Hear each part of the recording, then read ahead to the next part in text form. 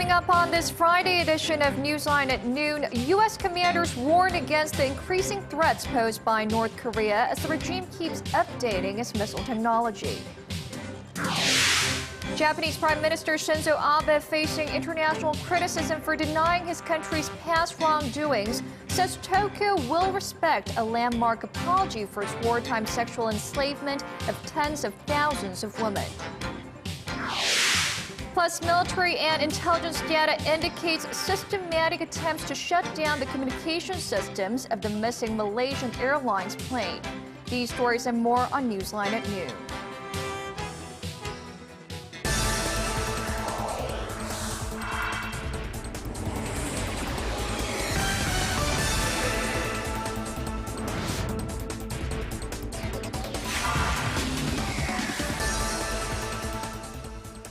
Thanks for joining us. You're watching Newsline at noon. I'm Odierno in Seoul. Very good to have you with us. I'm Mark Broom. Our top story this lunchtime. A top U.S. military official says any new war on the Korean Peninsula would be incredibly difficult and dangerous. His comments came as another official warned the ballistic missile threat posed by North Korea to the mainland United States has developed from a theoretical consideration to a practical concern. Our Kwon Soa starts us off. A war on the Korean Peninsula, should it ever break out again, would be incredibly difficult and extremely dangerous. This, according to U.S. Army Chief of Staff General Raymond Odierno, when he was asked which part of the world would be the most dangerous to deploy U.S. troops in the case of future contingencies. Speaking at a forum at the Center for Strategic and International Studies, Odierno stressed his worry about North Korea's miscalculations and the importance of U.S. support to South Korea. The latest comments by another leading U.S. military figure show the U.S. is growing increasingly concerned by the ballistic missile threat posed by North Korea. At a Senate hearing Thursday, General Charles Jacoby, head of the Northern Command and North American Aerospace Defense Command, said that while threats to U.S. national security were becoming gradually more imperceptible, the U.S. military could make a confident assessment of where North Korea is in terms of ballistic missile capability. Tangible evidence of North Korean and Iranian ambitions confirms that a limited ballistic missile threat to the homeland has matured from a theoretical to a practical consideration. He added that his agencies were working with the Missile Defense Agency to deal with the potential proliferation of dangerous technologies to other states or terrorist groups. North Korea has developed and tested a number of short and medium-range missiles, including a series of Scud missile and short-range projectile firings in recent weeks. But analysts have generally discounted claims the regime has the capability to construct a miniature nuclear device for intercontinental ballistic missile delivery. Experts worry that if Pyongyang does possess such technology, the regime will pose a much greater security threat to South Korea, Japan, and the United States. Kwon Soa, Arirang News. North Korea has agreed to hold a second round of Red Cross talks with Japan next week in the northern Chinese city of Shenyang. Japan's public broadcaster, NHK, reports that both countries will be sending government representatives to the two-day meeting that starts next Wednesday. They're expected to follow up on progress made in the first round of talks earlier this month when Pyongyang agreed to cooperate in repatriating the remains of Japanese who died around the end of World War II in what is now North Korea. There is speculation the Red Cross meetings will lead to formal bilateral talks between the two governments. Japanese Prime Minister Shinzo Abe says there are no plans to revise the landmark apology Tokyo issued in 1993 to the so-called comfort women. But the sincerity of his remarks are unclear as they came just a day after one of his most trusted aides outright denied Japan's sexual enslavement of Korean women during World War II. Our Hwang Seong-hee reports. Japanese Prime Minister Shinzo Abe says Japan will uphold a landmark apology issued to the victims of its wartime sexual enslavement. Speaking at a session of the House of Councillors Budget Committee on Friday, Abe said the Kono statement contains Tokyo's historic perception on the so-called comfort women issue. He added his administration has no plans to revise it, as declared earlier by his Chief Cabinet Secretary Yoshihide Suga. The Kono statement, released in the name of then Chief Cabinet Secretary Yohei Kono in 1993, acknowledges and apologizes for Japan's forced sexual enslavement of roughly 200,000 women during the Second World War. The Japanese government had declared earlier this month that it would probe the accuracy of testimonies provided by Korean comfort women, which established the basis of the statement. The move had raised speculations Japan was attempting to backtrack on its apology. Abe, who has long called for a review, seemed to take a step back Friday, saying historical perceptions should not become a diplomatic issue and said history studies should be left in the hands of experts. In Japan, more than 1,300 Japanese historians have signed a petition calling on their government to preserve the Kono statement as it is.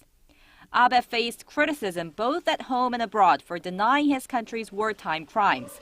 The United States has been calling on Japan to mend ties with South Korea, indicating he may have been pressured to show a change in position. But while the Japanese leader may appear to have eased his right-wing stance, his comments come just a day after his top government spokesman said there was no evidence of Japan's forced recruitment of women. Hwang Sang-hee, Arirang News. The final decision on next month's key interest rate will likely fall on the shoulders of Bank of Korea Governor nominee Lee Ju-yeol. Hwang Jie has more on some of the challenges facing the veteran central bank official whose confirmation hearing is slated for next week. Wrapping up his final monetary policy meeting on Thursday, Bank of Korea Governor Kim Jung-soo said he was successful during his 4-year term in giving the central bank back to the people. He added he had done his best under some difficult circumstances. People normally say that the past 4 years represent the first and the biggest financial crisis in 100 years. The global financial market changed very rapidly. While there has been criticism over a lack of communication with the market during his term, analysts rated Governor Kim's monetary policies as above average. The man who is now likely to be taking over the burden is Lee Ju-yeol, a veteran central bank official who's been tapped as the next governor. Experts say the main challenges for Lee will be how to cope with external risks stemming from the U.S. Federal Reserve's stimulus tapering and how to coordinate with the government to revitalize the domestic economy. They add that the new top central banker will feel a heavy responsibility as the circumstances at home and abroad are currently at odds. The new governor should not focus on short-term goals. Blindlessly following the government's drive to boost the local economy should also be avoided. The central bank should show leadership as a pillar of monetary policies, while communicating with the market. Before taking office in April, nominee Lee will have to go through a parliamentary confirmation hearing next Wednesday. The National Assembly, however, does not have the power to veto Lee's appointment. Analysts say the first hearing in the Bank of Korea's 60-year history is expected to go smoothly, given that the central bank veteran has gone through similar procedures before while holding senior positions in the central bank. Hwang Jie, Arirang News. Saturday, tomorrow, marks the 2-year anniversary of the ratification of the Korea-US Free Trade Agreement. Data released by the Korean government on Friday shows the deal has had a generally positive effect on the nation's trade figures. Our Na Hyung-kyung reports. The Trade Ministry says Korea's exports to the U.S. have increased by 10% since the Korea-US Free Trade Agreement took effect 2 years ago. Exports of industry goods benefiting from the FTA, such as automobile and petroleum products, saw a 15% increase over the past 2 years compared to 2 years prior to ratification. That's more than a double of Korea's overall exports over the same period. But imports from the U.S. shrank nearly 4% overall, despite a 10% surge of American imported goods benefiting from the pact, like medicine and medical supplies. One area offsetting overall U.S. imports was agricultural products, the sore spot that caused much opposition from Korean farmers, delaying the ratification process in 2012. Compared to 2011, imports of American agricultural goods last year showed a 20% decrease, according to the ministry. A report released by the Korea International Trade Association on Friday says a gradual recovery in the world's largest economy will help boost Korean exports in the future. The report also advises Korean companies to focus on products that are increasingly in demand in the U.S. market, for example, biodiesel products and lighting equipment. At a forum held in Washington Thursday local time, U.S. lawmakers also positively evaluated the effects of the FTA, saying it has strengthened not only the two countries' economic ties, but also their political and military alliance. But reports say there were also critical voices from American civil organizations. Citing the decreased U.S. export figures to Korea, they say the deal has fallen far short of job promises and improvements in trade balances. 나현경, Arirang News. And while we're speaking of FTAs, Korea is also making headway on a free trade pact with China. A 10th round of free trade talks between Korea and China kicks off next Monday in Ilsan, northwest of Seoul. The two sides are expected to hold discussions on various areas, including products, services and investment. The talks are scheduled to run through next Friday. Negotiations for the bilateral FTA were launched back in May 2012. China has been Korea's biggest trading partner since 2004.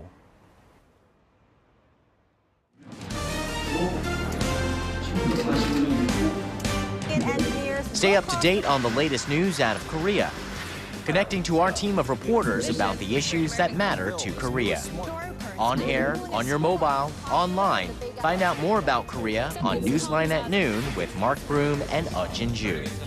Even I'm Jin-ju with Pro. Market researcher, strategy analytics said Thursday that LG Electronics brought in about New reports on the missing jetliner Malaysia Airlines Flight 370 say the plane's communication systems may have been shut down manually, giving rise to the possibility of a hijack attempt or technical malfunction.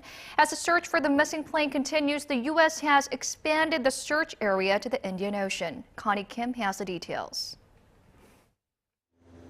There is growing speculation that the communication systems of the missing Malaysia Airlines Flight 370 were shut down systematically, potentially raising the prospect of terrorism. Two U.S. officials investigating the case say the plane's two communication systems, the data reporting system and the transponder, were shut down at different times, indicating a third party may have intervened to shut the systems down. This comes after investigators said Thursday that a satellite had picked up faint electronic pings from the aircraft after it went missing. Investigators say there were about 5 to 6 pings detected, with the pings detected every hour. However, officials say it is hard to know where the jet was headed and where it was before it went down. U.S. officials are now widening their search to the Indian Ocean and are considering the possibility that the plane flew west after takeoff. Indian defense officials have decided to deploy ships, aircraft, and helicopters to the Bay of Bengal and the Andaman Sea to search for debris. These new developments come after the Malaysian government on Thursday denied claims that the jetliner could have flown for hours after it lost contact with air traffic controllers. Malaysia Airlines Flight 370 took off from Kuala Lumpur on Saturday, but vanished from radar en route to Beijing. Connie Kim, Arirang News. In other news, President Park Geun-hye will embark on a week-long trip to the Netherlands and Germany on March 23rd. The presidential office of Cheong Won says the president will attend the 2014 Nuclear Security Summit in The Hague from the 24th to the 25th. There she will be giving an opening speech as the leader of the previous 2012 summit host country. President Park will also hold summit talks with Dutch Prime Minister Mark Rutte on the sidelines of the global event. She then travels to Berlin to meet with both German Chancellor Angela Merkel and President Joachim Gauck. The Korean leader plans to focus her state visit on strengthening ties with Germany and learning about reunification from the German experience.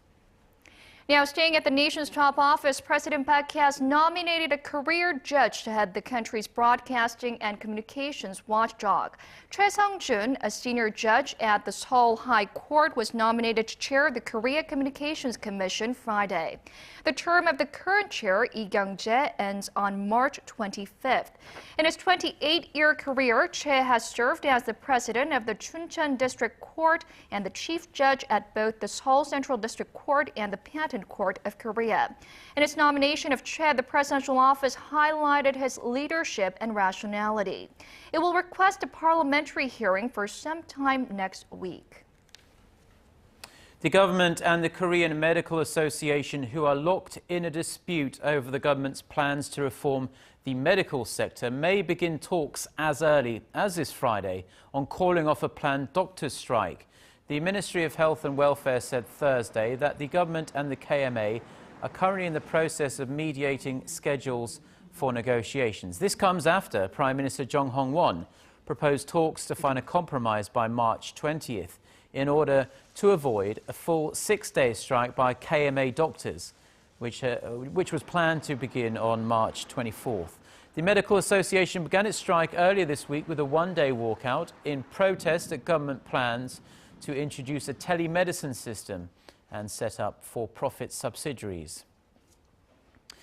The largest yellow star ever observed in our galaxy has been discovered. An international team of astronomers found the yellow hypergiant star 12,000 light-years away from Earth.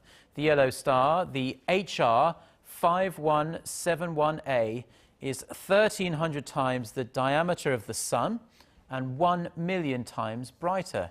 One of the astronomers said their observations show the star has a binary partner and the two stars are so close that the system resembles a gigantic peanut.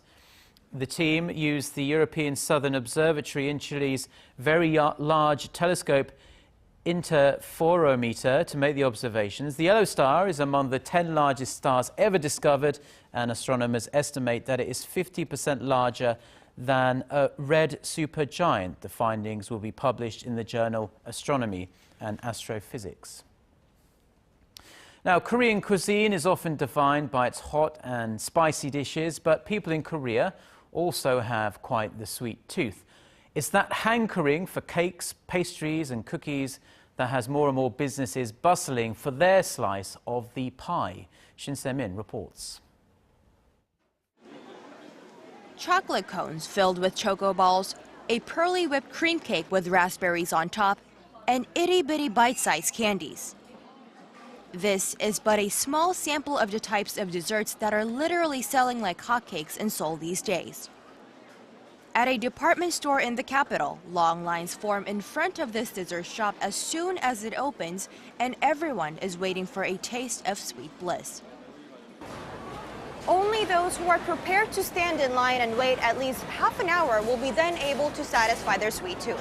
And this particular shop usually closes at around midday after all their products have sold out.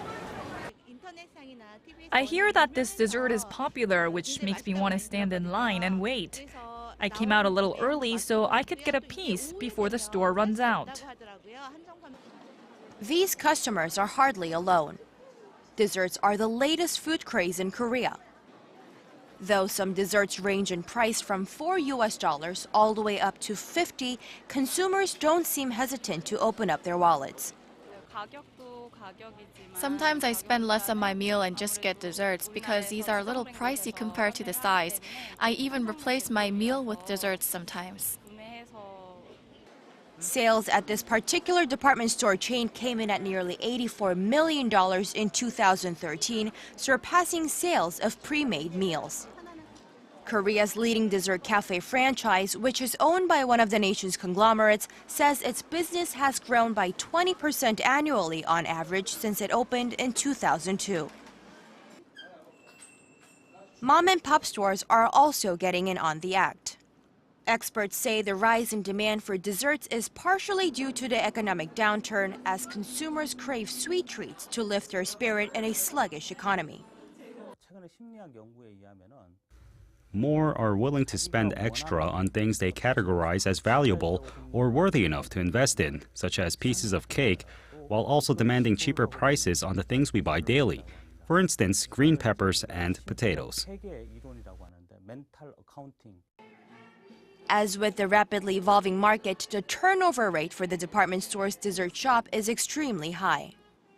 The shops are on the short leases that only last 6 to 9 months, which puts more pressure on the industry to come up with the next popular dessert item. Shin Se-min, Arirang News. Some of Korea's biggest up-and-coming artists are taking the stage at one of America's largest music festivals. While K-pop acts are certainly there, so too are rock and classical musicians. And as our Kim Min-ji reports, there was also a surprise guest at the event. Energetic and powerful music booms throughout the concert hall, resonating in the ears of hundreds of spectators. These are K-pop fans, all mesmerized by the charms of Korea's most popular genre of music. Although the language is different, I feel that the sensation translates through our enthusiastic performances.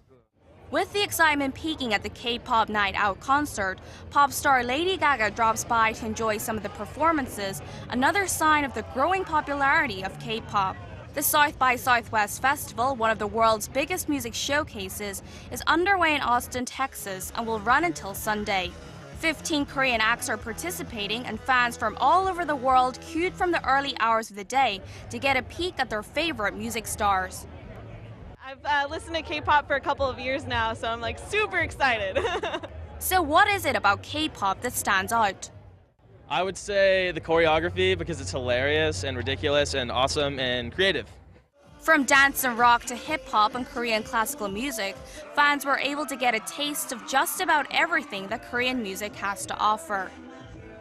An era called K-pop 3.0, in which Korean music of diverse genres gains global attention, not just music by idol groups, has just begun. The festival is providing yet another glimpse of the growing influence of K-pop across the world and illuminating the bright prospects for the Hallyu boom across the globe. Kim Min-ji, Arirang News.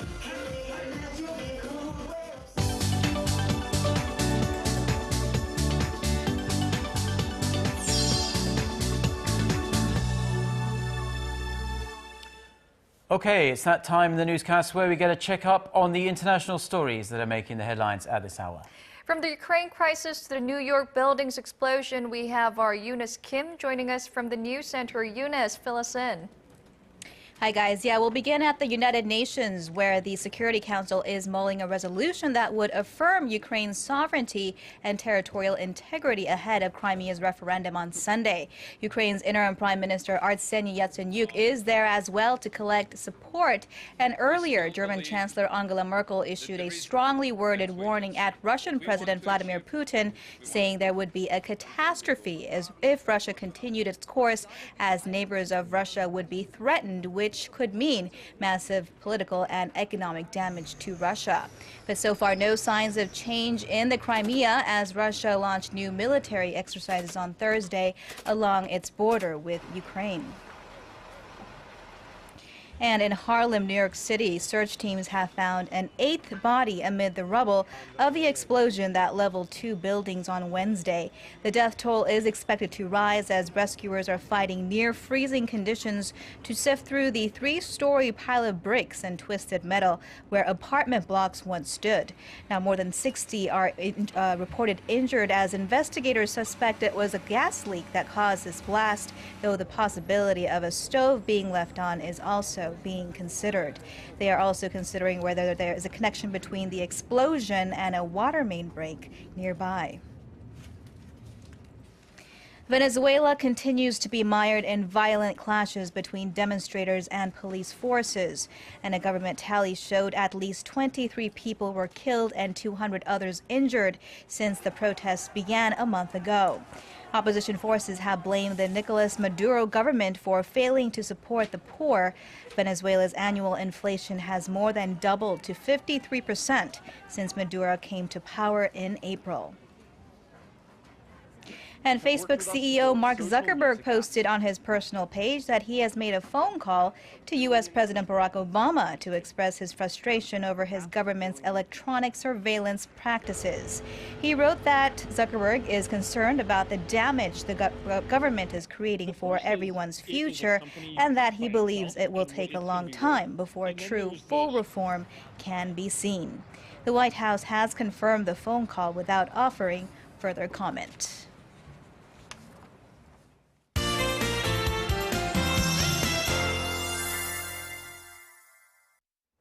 With spring winds continuing to sweep the country, it's going to be a breezy and windy Friday afternoon with a good amount of sunshine.